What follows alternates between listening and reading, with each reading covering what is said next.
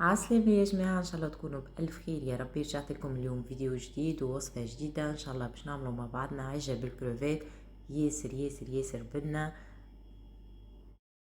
وباش نعطيكم زيادة السر اللي يخلي العجة الكروفيت متاعنا تجيب بنينة برشا.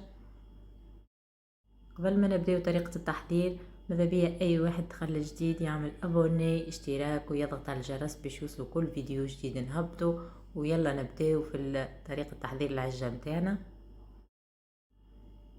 خذيت لهنا المقلة متاعي، حطيت فيها شوية زيت زيتونة. انا نحب بزيد شوية زيت، كان تحبوا اقل تنجموا تنقصوا.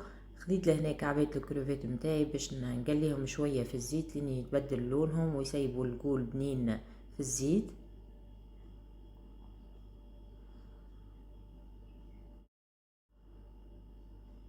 نحركهم لين يتبدل لونهم،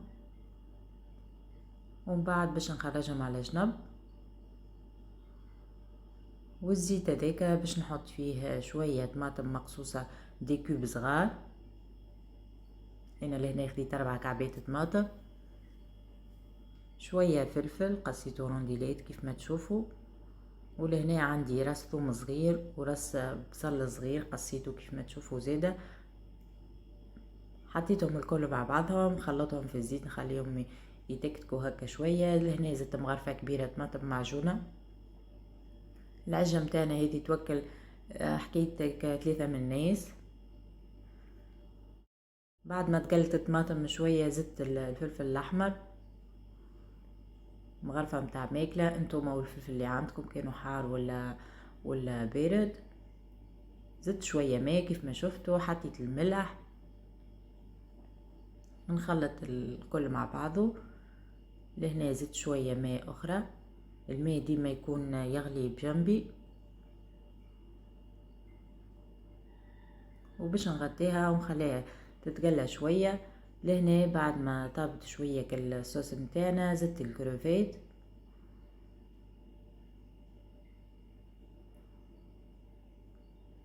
والمكون السري متاعنا اللي هو الكمون. انا ما نحطش فيها لا تبلو كرويه لا شيء، اما الكمون راهو يبننها على الاخر على الاخر على الاخر، تجيكم كيما متاع الريستوران.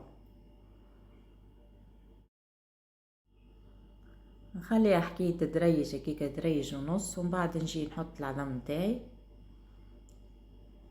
نجموا لهنا تحطوا شويه فلفل اكحل، انا عندي شكون ما ياكلش الفلفل الاكحل. الفلفل الاكحل كيما نعرفوا يبنن بالكدا. باش نعمل عليهم رشه ملح صغيره كعبات العظم، ونغطيهم نخليهم يطيبوا شويه، نخليهم مروبين شويه. وهكايا تكون حاضره العجه متاعنا. طريقه سهله كيف ما شفتوا، تجيكم ياسر ياسر بنه. جربوها ورجعوا لي بالفيدباك متاعكم.